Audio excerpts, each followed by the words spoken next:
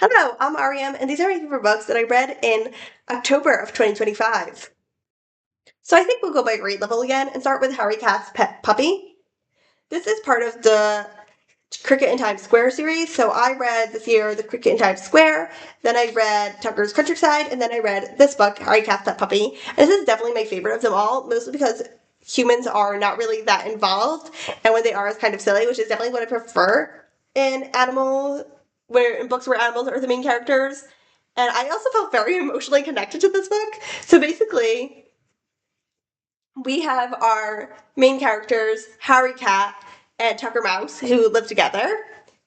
Surely not gay. They're gay. And Harry Cat finds an abandoned puppy and decides to take him home and adopt him.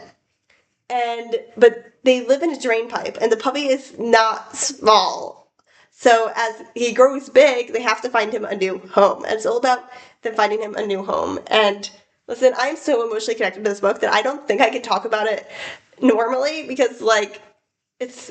But yeah, I thought it was funny at the end, and I had a really, really good time reading it, and it hurts me to think of some scenes in here, but like in a good way, in a cathartic way. That's a children's book, yes. Okay. Then I read Ring of Solomon by Adam Polydorus. Is this the best book ever? No. Did the author really, really, really understand Jewishness? Yes. So this is about a kid who is Jewish, and he decides to buy a ring for his mom's birthday. Turns out the Demon King, Demon King, Demon, Ashmedai, is in that ring. And he ends up on an adventure, obviously.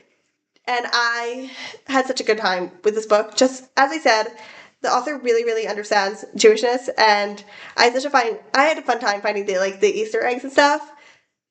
But also, what was really important to me is that when I say Jewishness, I mean like Jewish culture and what being Jewish, like how being Jewish can affect you in ways that are very, very cultural. And I thought the author got that across really, really well. What I didn't like about this book is that the author did not give himself time to develop the relationships between the characters, and he obviously wanted to, but because it just felt like right there's insta love, it felt like insta friendship. Okay, moving on. I have two adult books. So let's start with The Last Adventure of Constance Verity by A. Lee Martinez. And oh my god, I cannot talk about how much I love this book enough. So this book is such a silly, fun time of a book. And we're following Constance Verity, who is a superhero. In fact, she is the superhero. Because when she was born, a fairy godmother blessed her to live a life full of adventures. And she is honestly sick and tired of it. So she decides to go on one last adventure to take what she calls the curse off of herself. So she and her best friend go off to do that. And this is such a good time. Like, it just goes through all the tropes of like action films and superhero stuff, and we just see her doing all of them, and it's so fun. It's kind of like the way Spy Kids is fun to watch when you're a kid. But it does have more depth than that because the author obviously put a lot of thought into her characters, and we see that more in the second book as well. But we also very much see it in this first book, and it actually who the characters are turns out to be very important to the plot, which obviously as a character reader I absolutely loved.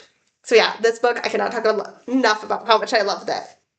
And lastly, I read SS Murder by Cute Patrick. This is told through the diary of a young woman reporter who got her appendix out, and this was published in the 1920s, so that means that she needs to go on a cruise, except she doesn't have a lot of money, so she's going on a kind of ratty cruise. And as she is playing cards the first night, one of the guys she's playing cards with gets murdered.